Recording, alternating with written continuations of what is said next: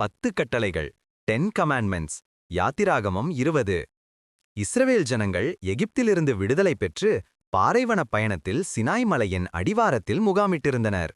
அங்கே தேவன் தமது ஜனங்களோடு உடன்படிக்கை செய்ய விரும்பினார்.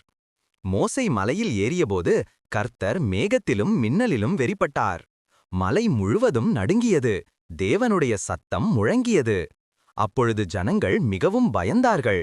அவர்கள் மோசேயை நோக்கி, நீர் எங்களோடே பேசும், நாங்கள் கேட்போம், தேவன் எங்களோடே பேசினால் நாங்கள் செத்துப்போவோம் என்றார்கள். மோசே ஜனங்களை நோக்கி, பயப்படாதிருங்கள், உங்களை சோதிப்பதற்காகவும் நீங்கள் பாவம் செய்யாதபடிக்கு தம்மை பற்றும் பயம் உங்கள் முகத்திற்கு முன்பாக இருப்பதற்காகவும் தேவன் எழுந்தருளினார் என்றான். அங்கே தேவன் தமது நியாயத்திற்கான அடிப்படை விதிகளை 10 கட்டளைகளை அருளினார். அவையாவன: 1. என்னையன்றி உனக்கு வேறே தேவர்கள் உண்டாயிருக்க வேண்டாம். 2.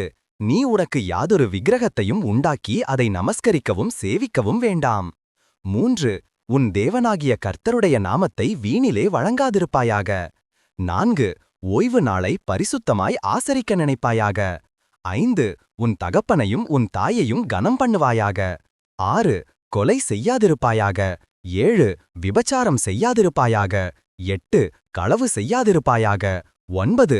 பிறனுக்கு விரோதமாக பொய்ச்சாட்சி சொல்லாதிருப்பாயாக. 10. பிறனுக்குள்ள யாதொன்றையும் இச்சியாதிருப்பாயாக. அந்த நாளில் தேவன் 2 கல் பலகைகளில் தம் விரலால் எழுதினார். மோசே அவற்றை எடுத்துக்கொண்டு மக்களுக்கு அறிவித்தார்.